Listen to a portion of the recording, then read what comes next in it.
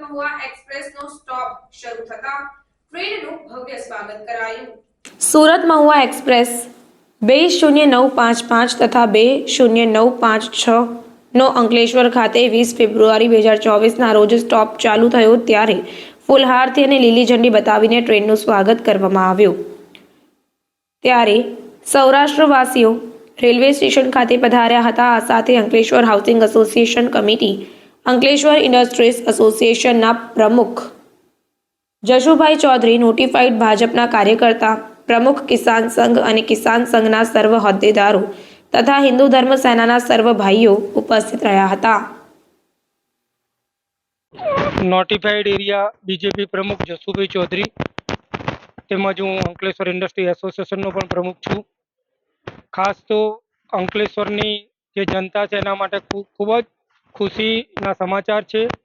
આજે આપણા નારાયણભાઈ કાછડિયાના એમના પ્રયત્નથી અગાઉ પણ અમે અંકલેશ્વર ઇન્ડસ્ટ્રી એસોસિએશને અને બીજેપી તરફથી પણ અગાઉ બી રજૂઆત કરેલી હતી અને આજે એ જે રજૂઆત હતી એને ધ્યાનમાં લઈને અંકલેશ્વરને સુરત મહુવાનું આજે સ્ટોપેજ મળી ગયું છે।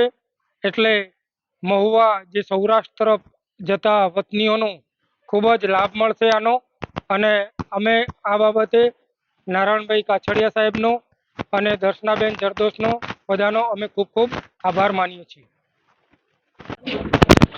આજરોજ અંકલેશ્વરની જનતાના એક ખુશ સમાચાર છે।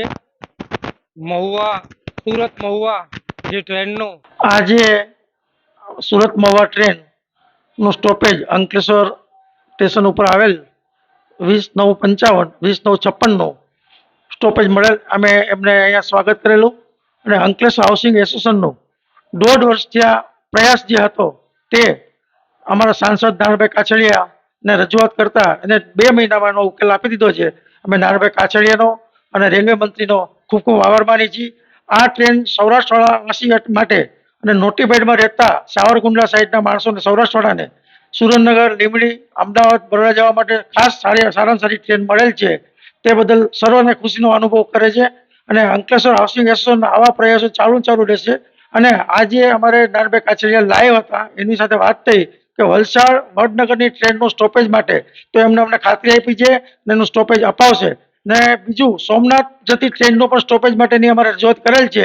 તો જો સોમનાથની ટ્રેનનો આપણે મળી જશે તો આપણા માટે સોમનાથ દાદાના દર્શન કરવાનું પણ આપણા માટે સારું બનશે। અંકલેશ્વર હાઉસિંગ એસોસિએશન પ્રમુખ અતુલ માકડિયા।